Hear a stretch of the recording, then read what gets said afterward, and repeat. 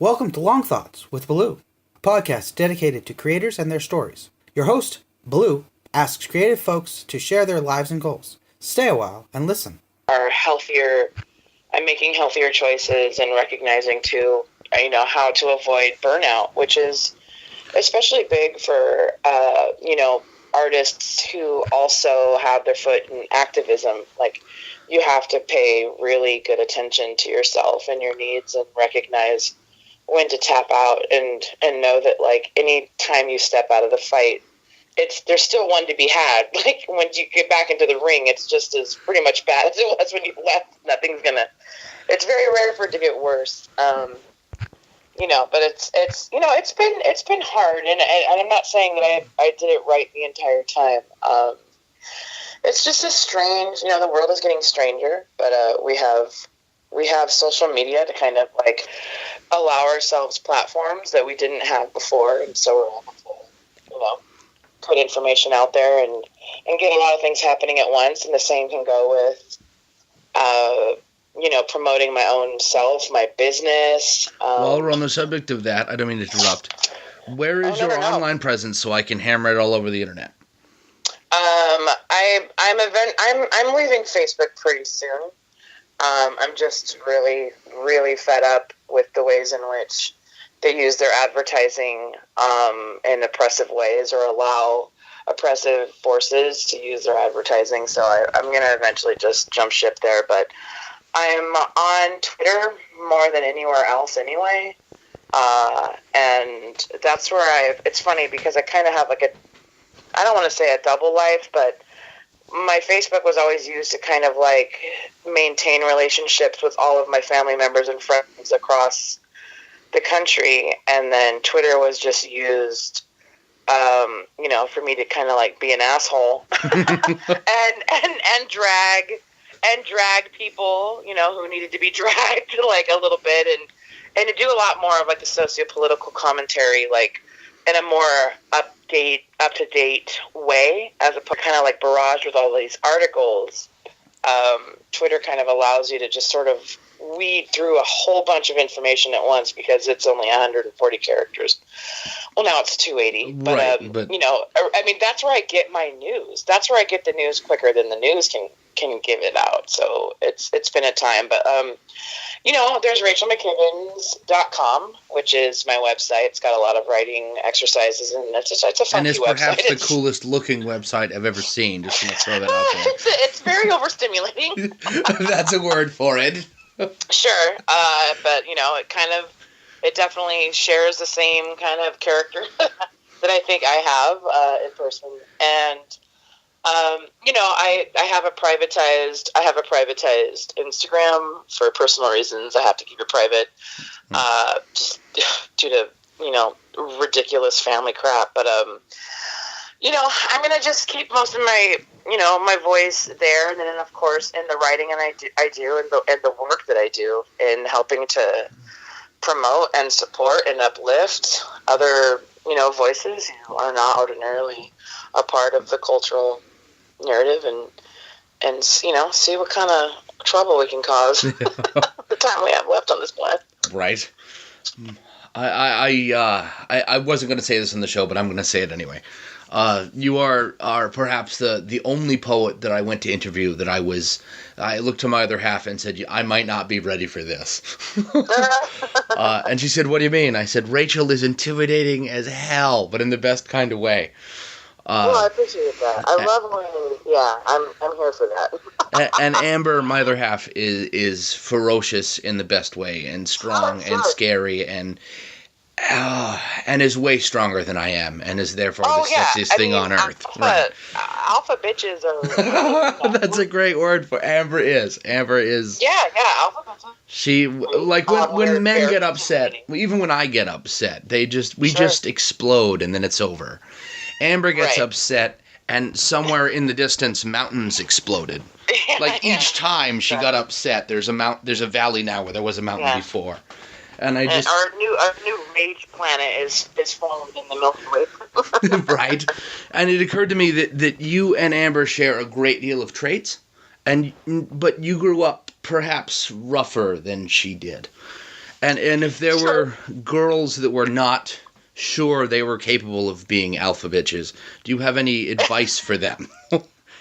Oh, absolutely. I think that first and foremost, you just have to like really get connected with yourself and figure out how to do that. So, what I would suggest is writing down 150 great things about yourself. It sounds kind of egotistical and narcissistic, but truly, like, to have to sit down and do that kind of inventory to force yourself to do it, especially with young girls and femmes and even non-binary peeps, like, or people like having to like force themselves to really kind of extract all of the goodness that they can about themselves and to put it down on paper is such a brutal. I mean, I've had people break down and cry at just like being given that direction.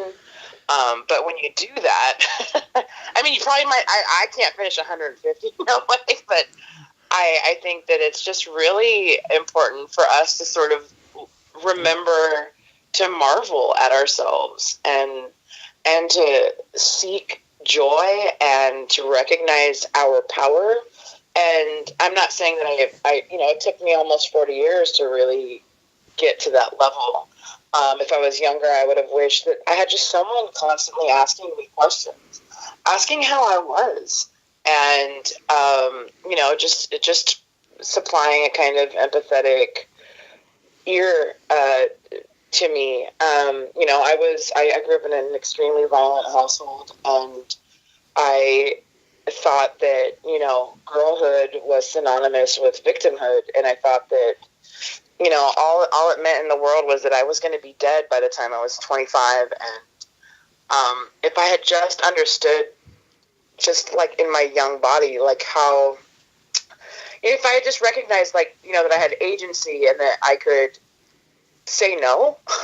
And so, like, those are like kind of like the three tenets of like girlhood that I try to push upon my own, or I try to teach to my own children, as well as my daughters, as well as my sons, is that like anyone can say no to you. One, you have to just receive that and take that, and that's fine. Two, you can say no to anyone, and that's fine too.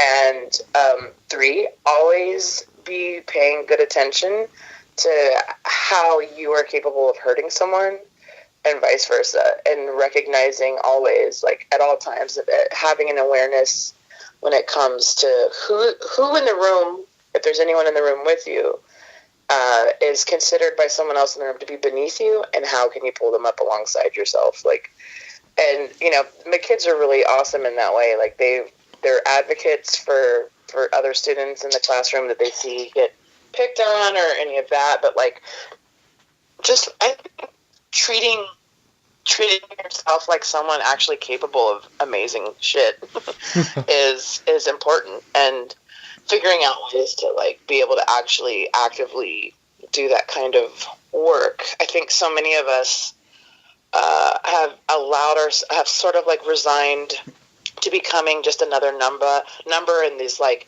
data analysis or statistics, like 1 in 4, 3 and 8, and all of this stuff, and not understanding that like your own personal narrative, your own story is so important and is a catalyst for amazing things if you let it, and to figure out like how you can use that as a means to humanize other people. Because I think that a lot of us, especially those of us who are telling stories that aren't a part of like like the usual canon, like understanding that like if I tell my story, I'm not trying to humanize myself to you. What I'm doing is trying to ask you to find your own self in my story somewhere, and like that's how you develop empathy. I have this crazy workshop that's like 4 hours long, teaching teachers.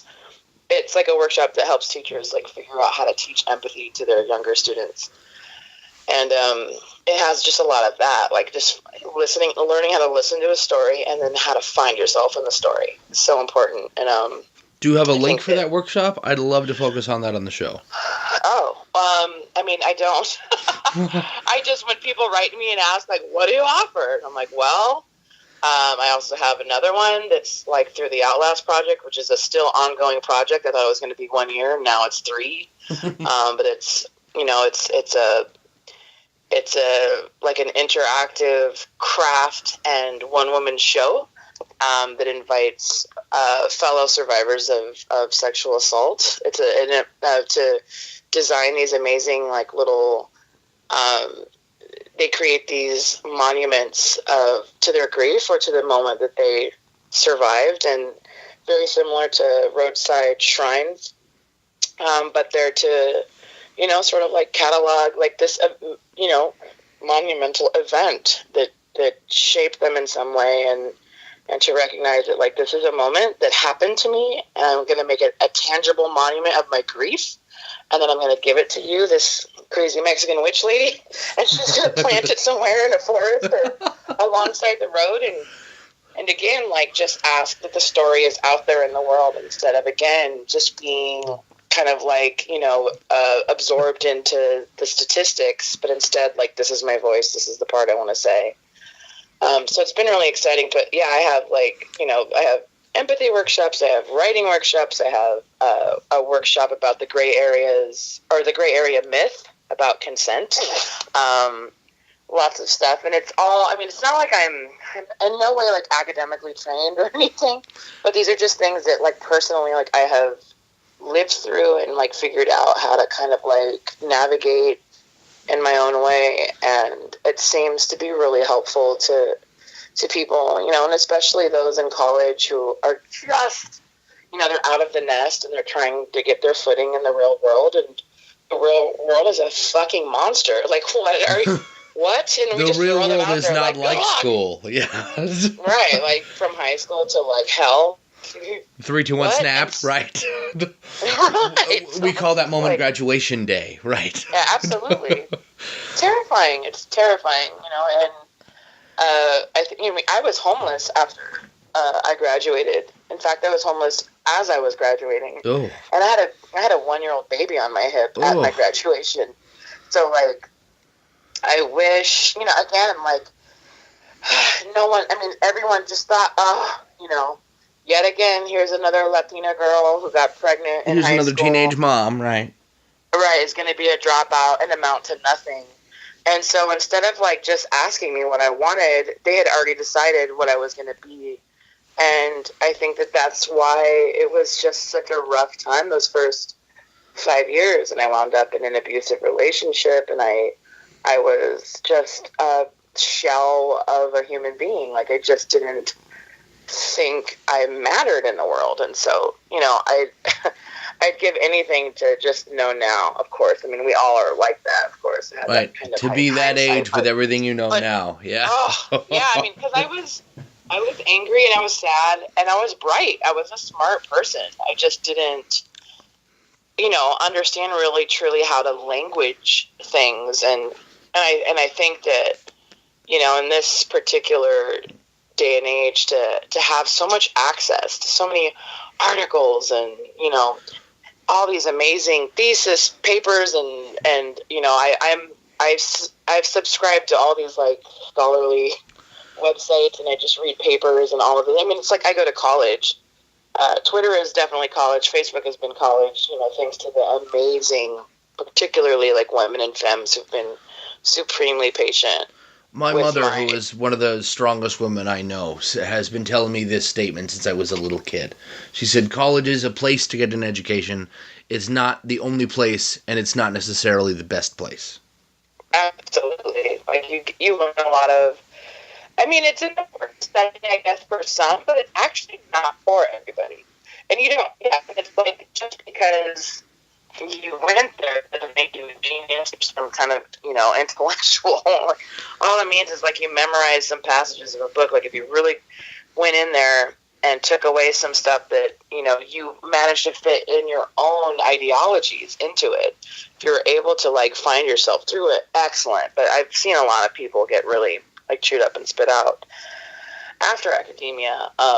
And I commend all of those who stayed within it and who fought even when, it's primarily upheld by white gatekeepers especially like fellow writers of color who do it. Like I just can't even imagine, because I would have already stabbed someone in the neck.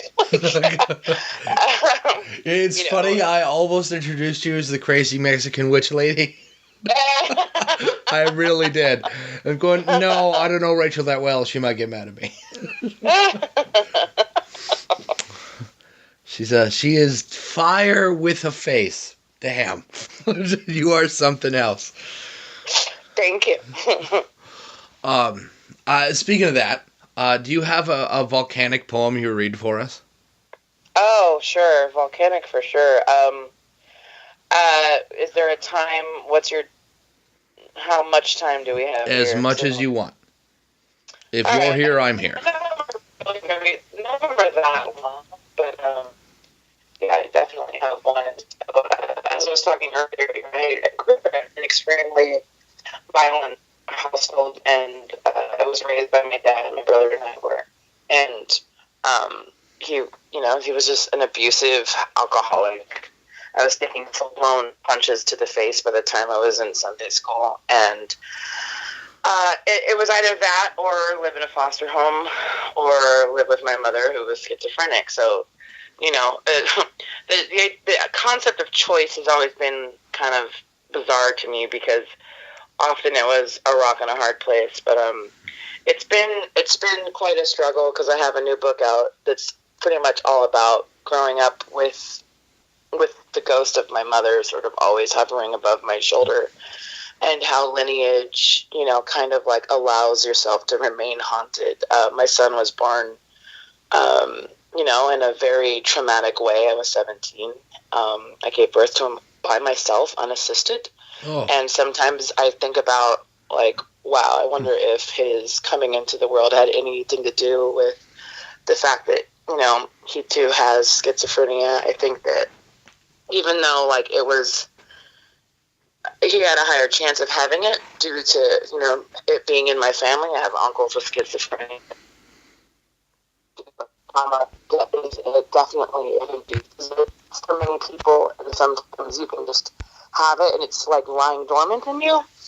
And so I've had to like wrestle with all of that, and in doing so, I wrote a poem that actually was originally a Facebook status. I just like hammered it out in a few minutes, but it's something that it's really meaningful to me, and I make sure and try to read it as much as possible, because I think that I need to definitely give space to this conversation. I think it's really hard for a lot of people to talk about their own mental illness, and then the mental illness of their children is even like more. There's a lot of shame around it, and so I try to do the work that pushes back against that shame. This is called Glutton. You write poems to understand what you cannot understand. Finally name the snapping beast you've tried to outrun your entire life. Stop avoiding. Stop the scorched fog of language that redirects the eye. Say what you mean. Quit saying better when you mean eviscerated. Lunacy is in your blood. It's a fact. So you do your best to live alongside its snarl. Push and push until you find room in that frantic brain to plant some kind of hope. Your daughter upstairs, practicing the clarinet. This morning's toast, its butter spread all the way to the edge. Small mercies to help empty the beast. So why is it, every time you write about your son, the boy who hears voices and voices and voices, he responds, sends a message out of the blue. It makes you worry maybe you're on the same frequency. Worry tomorrow you'll wake up like him, like the woman who birthed you. Tiny ghost pulled from a bigger ghost. You know better. Language is a conjuring. Lineage, the cruelest coven. Your boy feels you writing him from 3,000 miles away. Perhaps he lives in your head the way your mother lives in your head. Even now, after all these years, you say her name aloud, and her hair grows another 3 inches. It's a fact. Your boy starts each message off okay. Hi, Mom. I love and miss you so much. Relief. He's alive, coherent, will last a few seconds, a minute tops, before he starts spilling out a jarring sequence of words that demand you go a little more crazy to understand them. But you refuse. You want to stay here. Don't want to be what he inherited from you. And isn't that the worst thing you have ever written? Boy of your flesh and mottled blood, threatened you and his siblings, promised to kill you and wrote exactly how. And these were bottomless, devastating moments, yes, but nothing in the world readies you for today's gutting. When you ask if he's okay, is he warm? Does he have anyone to talk to? And you make yourself ask, do you have any friends? All the swirl and dodge collapses, and he says, simply, no, I don't have any friends. And you want to jump off the bridge upon learning this, want to chop off your hands. He's small again. First grade, waiting in the office with his head down. The principal is telling you a kid from class was picking on him. She doesn't have to tell you who it was. You know the one. Brad, the big husky prick who regularly punches your boy in the back of the head and calls him faggot. Oh, if only Madness walked home down Newport Avenue like Brad did that day. If only you could grab Madness by the face, hold it against a chain-link fence, a few yards from where a group of teenagers are playing kickball. If only you could look it in the eye and hiss, you touch my kid again, I will stomp your fucking life out. If I was Brad, I'd be nervous. I wonder if he's gonna ever see it. I don't know. I looked him up online. He's still, because I'll never forget his last name because it's such an interesting whole name. But I looked him up online once just to see. It's like, well, should I say his whole name in this poem? I'm like, no, I don't want to get in trouble. Nah, I don't know. Yeah, it's your call though. I mean, it's your son. Yeah, no, I know, and but also, I don't doubt that he ran home and was like, some crazy Mexican witch lady jumped out of her car and grabbed me by my face. He was in 4th grade. It's not the greatest thing to do. But, I was tired. I was done. I did the big brother, big sister thing for a while, and I bonded with this kid who, I realized that as a big brother, big sister, it's not my job to be his dad. Mentor is a much more accurate word. But I would still lose an arm to keep him safe. And there was this other kid who would not let up, and I picked that kid up off the ground by his neck one day. And I shouldn't have done that. It was very wrong, right? But I lost control. And I'm like, look, you need to leave him alone. And he gets all puffy. He's like, I break windows. And I'm going, and I was your age. I broke people. Leave him alone. Right. You're real intimidating. So I get it. It's not cool, and it doesn't make you feel good, but I don't know. There is some odd comfort in aggression. But I know. I mean, I thought it was important too. If you're gonna write about something that's that, personal, there's such an internal violence, mental illness, and it's such a thing that, to even announce it, is a risk in the world, but then to kind of also expose your child, who is an adult person and who is aware of your writing it, but at the same time, this is someone who is still deeply affected by this illness in ways that I'll never be able to truly comprehend. And how is it that he needs to come out of this not the monster of it. You know what I mean? He did. He wrote long passages of how he was going to kill me, how he was going to kill his sister, and all of this stuff. And I needed to be sure that poem expressed not just the heartbreak of that and the true fear, because it's important that we do talk about that. Not all of us can be medicated and be normal, functioning citizens. Schizophrenia is nigh impossible to fix with medication. Right. But it's also something that, God, you have to it's never a sure thing. Just safety and and love and reaching out via text message. Like, these are all things that are, like, I mean, he lives 3,000 miles away from me, and I swear, because I'm talking about him now, he's going to text me in the next, like, 2 hours. And it's like this weird thing where it's like, wow, we're on the same radio signal. You know, we're, like, playing different songs, but we're on the same radio signal. And it's just so interesting to me that that's a thing. And Go ahead, I'm sorry. No, the true fear of, you know, just as a parent and knowing that, like, there is a very high chance that it could be more than one child affected by this in many ways, or very specifically. And how do you reconcile that? Like, how do you make peace with your body that did this? Like, it's just an incredible thing. So to bring it all back to, listen, like, he threatened my life. How about I grabbed a kid by his face and mashed him against the fence and threatened his life? Like, let's be clear. We can all monster at any time. We can all do it. We are all absolutely capable of it. And let's just remember that when we're talking about fear and hysteria around mental illness. It's really easy to chastise somebody for a thing they did wrong. And it's perhaps even easier to chastise them for something they did that you view as wrong when they have a mental disability, when it's not really their fault. But who else are you going to blame? People like to blame. Yep. And I think you're right. I think people forget that how do I put it? I can't put it. Ed Sheeran's a singer. You've probably heard of him, and he did it very well. He said that love and evil live in both of us. Yeah, I live in everyone, absolutely. And they balance on a razor blade in there. Yeah, absolutely.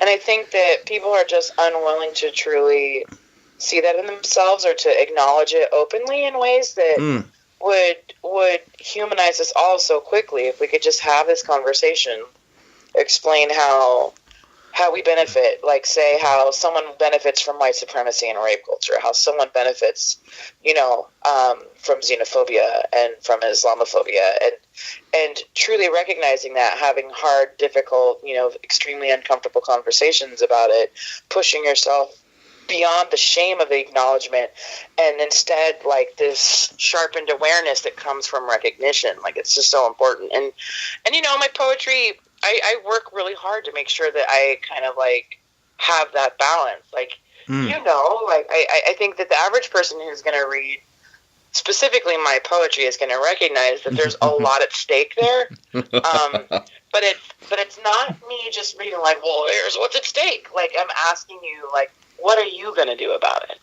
Like, this is my story. I've told it to you. Now, what are you going to do about it? How are you going to, you know, be an active participant in not just the healing of me, but anyone else who has experienced this that maybe you couldn't save when they were a child or they were whatever. Like, this is such a great conversation. Perhaps the hardest thing I've ever had to ask myself is, do I want my kid to have bipolar disorder or not? My other half and I have raging ADHD and bipolar disorder, and with very, very much amounts of self-control. I'm not even sure there's a word for it. I can go through every day unmedicated. That's fairly new. That's like a year and a half in, and it is so hard to be conscious in every moment all the time. It is, and I still interrupt people when they talk, and there's lots of little things, but it's nowhere near as bad as it was, right? And turns out self-control is exhausting. Oh my God, it's so exhausting. But Amber and it's so much work. Oh yeah. My other half probably doesn't have bipolar disorder, but I would be willing to bet that she has some degree of depression. She definitely has that. I don't just mean this life. I mean a psychological depression. Sure. And with that comes the possibility that our children, we want kids, we don't have any yet, but we want them, will have bipolar disorder or depression. Or ADHD, because I'm pretty sure Amber's got adult female ADHD. They're two different things now. They didn't used to be that way. Right. And if my kid has ADHD, we'll get along great. But the rest of the world will find them to be zany, volcanic pains in the ass. Sure. And if they don't have ADHD, they're boring to me. But they'll have friends, and they'll be able to go to school without looking like a psychopath. And it's... Right. I don't even know. I don't know the right answer. And I think people who don't have disabilities in their lives don't ever have to ask themselves that kind of thing. And, I'm in a similar boat. I mean, every once in a while I think, oh, wouldn't it be great to have a normal kid? Like, what if one of them is just like regular normal? You know, because like my oldest daughter has bipolar disorder. My oldest son does, and schizophrenia. Ooh. You know, and is dyslexic like I am. Wow. I have ADD. Like we're just chock full of. But how boring would a vanilla kid be, right? They'd still be your kid. You'd still love them. We've got so many of them that we're bound to have one weirdo Republican accountant that just like springs out of the hole in the ground. Like, is that the devil, the Republican accountant? Yeah. That's actually normalcy, sadly. Like if you think about we're all still the weirdos and outcasts. I called a friend of mine this morning to thank him for being normal, and he went, "What?" He was like, "Jay, I'm not normal." I go, "You are by comparison to most of my friends. Thanks for that." So we're past the half hour, and I feel terrible because if I don't want to hang up the phone. Problem. You're amazing. Let's see. You read a poem. I wanted to ask you my signature question. I ask everybody this, and someday I'll stop introducing it that way. I'll just ask. As a creative tour de force, what is your favorite word or sound? Boom. I like boom. I used to like to end a sentence. I'd just say boom. And like would just walk away from people. They're like, "What?" And it's I love onomatopoeia also, but like I just think that it's a lot of people think of it as destructive, and instead I think of it as like this really smoky arrival of something really exciting about to happen with fizzing clouds of stars and sparks. So, boom. And cunt would be number 2. I have it tattooed on me, so I should like as a positive word. Oh, yeah, absolutely. Really? Huh. Oh, yeah. That's cool. And, I had someone call me a cunt online. I'm all, that's thunder cunt to you. And they were like, what? They were very confused. Like, see here, pipsqueak. Right. Like, let me tell you something about me that you clearly don't know. Right. That's awesome. Boom. Thanks for hanging out with me for half an hour. Oh, it was great. Before we wrap this up, is there something I should have asked you that I didn't? Ask me about my brand new restaurant/literary lounge cocktail bar. Oh yeah, I can't believe I blanked it. Since all y'all's families' doilies are about to go up everywhere. No, I'm having it's called the Spirit Room. It's really awesome. Any traveling writers or performers or yahoos or misfits are welcome to come and use the stage to their benefit. It's in Rochester, New York, upstate New York. We're open Wednesday through Sunday. We serve delicious food, delicious cocktails, and we are very aware that there's language is important to us. So on the front door, when you first walk in, it says no, homophobic language, no race, no racism, no misogyny, no sexist language, transphobic language of any kind, or you will be cooked and served. So nice. We try to do our best to provide, an atmosphere that is welcoming to everybody. So it's a good, fun time. Look it up, the Spirit Room on Instagram. We have one of the best Instagrams in the world, run by me. So I will find the Instagram, and does it have a Facebook page too? And I will just put it all over the place. Thank you. Thank you so much. No problem. Have a great day, Rachel. Have a beautiful rest of your day. Thank you. You too.